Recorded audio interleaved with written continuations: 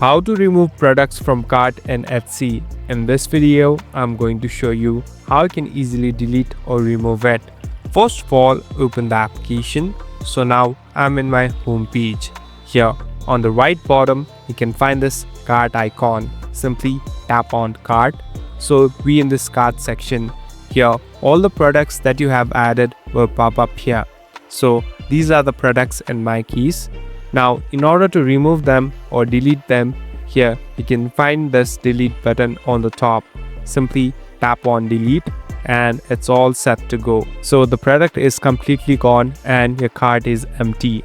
Now we can easily go back and start shopping and adding products to your cart again. Thank you for watching this video. I hope this video will help you